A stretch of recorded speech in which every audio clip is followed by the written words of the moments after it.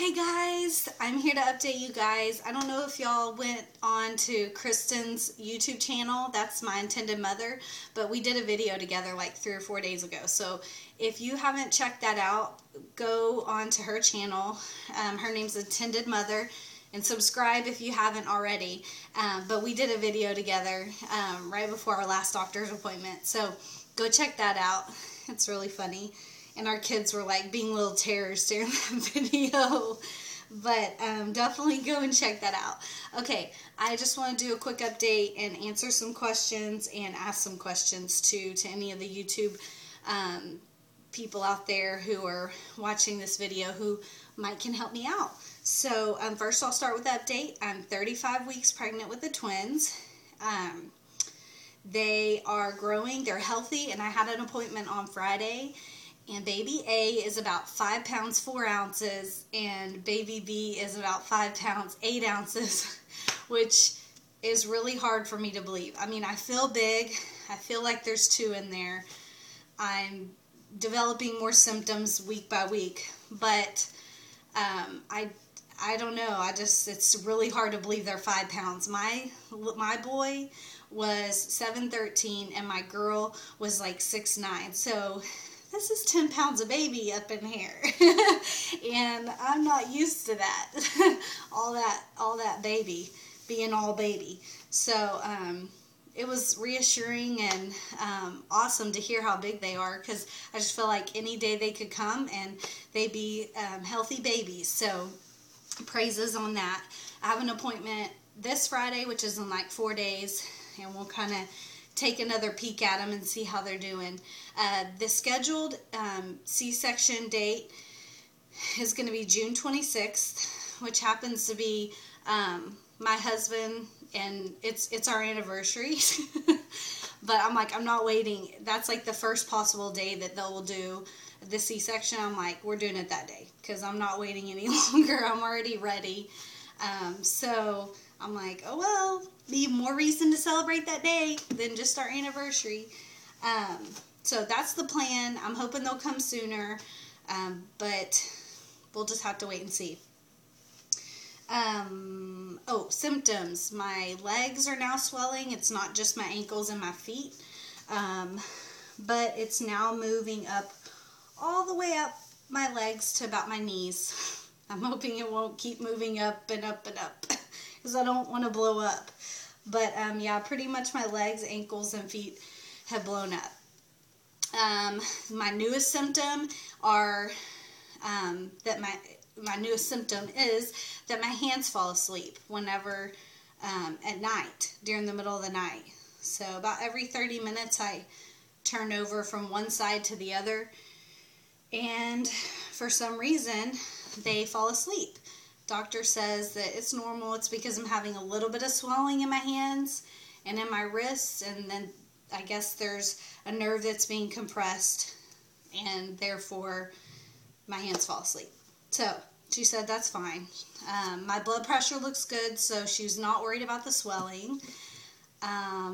Pretty much all the symptoms have been exactly like with my other pregnancies. Actually, no, they haven't. Most of them have been up until the last month. Then I got swelling. Did not get swelling with my babies. And, of course, my hands didn't ever fall asleep. So, those are my symptoms. I'm trying to think of what else. Babies are literally, like, kicking me way up here. Like, especially when I'm sitting down, you know? So, like, babies are very, very cramped in there. And they really try to kick up on my like diaphragm right there, like trying to kick up and make more room, but for the most part I feel good, but I'm feeling very big. Anyway, okay, so I'm going to answer some questions that I got on my last video, which was at 32 weeks. One of the questions is, are you willing to pump or donate your breast milk? And my answer would be that, well, really, Kristen and I have never talked about it, and she's never expressed any interest, so I just assume she's not interested, And honestly, I'm ready to get back to my old life. So I'm not being selfish at all, because I am doing something so selfless for somebody else. But I feel like the whole year has been all about being a surrogate, about the babies, about Kristen and Rudy, about our journey. And I've really tried to stay focused on my family. But yeah, my husband's like verbalized that he's, like ready to have his wife back. And not that he hasn't had me, it's just the focus has been on the babies. So he's ready to for us to focus on our family more. And so I am ready, once this journey ends and once the babies are with Kristen and Rudy, I'm really ready to, recover and focus on my family. And so if I have to be pumping and donating the milk and making sure I'm pumping every so many hours, then, that's going to take more time away from my family. So I am choosing at this point not to pump, unless Kristen, verbalizes that to me in another way. Then I may give it a second thought. Okay, so then the next question someone asked me was about my weight gain. Basically, since the transfer, so since I became pregnant, I've gained 29 pounds.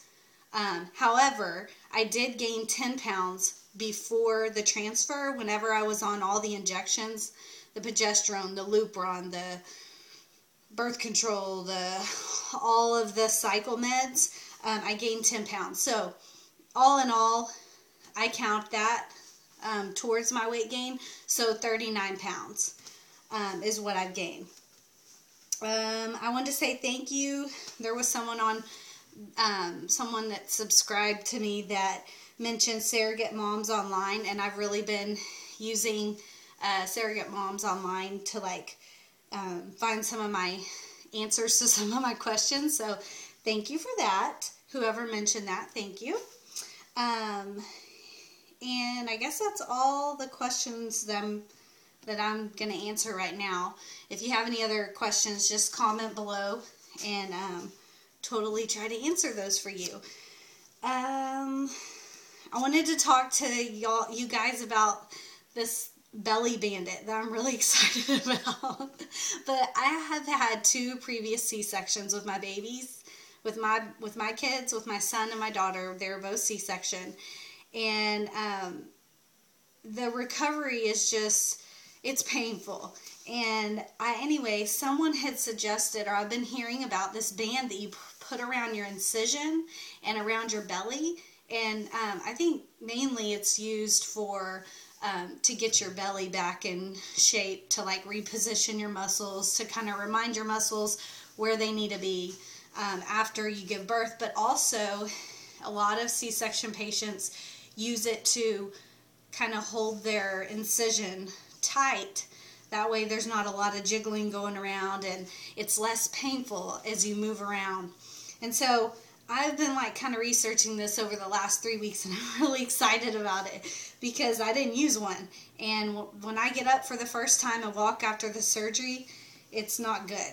And so I'm really looking forward to having this belly band. I'm going to go try them on in the next few days. There's a vendor, or there's a store here that carries them, and they're called the Belly Bandits. So if y'all have any experience with those, let me know. And I will let y'all know if I end up getting one, which I think I am. Kristen, of course, is going to help me out with that. So they treat me so well, and anything I need, they provide it for me. So that's always a plus. Okay, the last thing is, what should I bring to the hospital as a surrogate? I don't know what to bring. I don't have to bring baby clothes. I don't have to bring baby supplies. So what do I need to bring as a surrogate? Because I don't really know what I need to bring besides, pajamas and stuff for me. Okay, quick belly shot before I go, because I gotta go. I have 20 seconds. Okay, here's a 35-week belly. Belly, belly, belly. There it is. It's big. It's nice and big. Okay, guys, I'll YouTube y'all very soon. Okay, take care. Bye.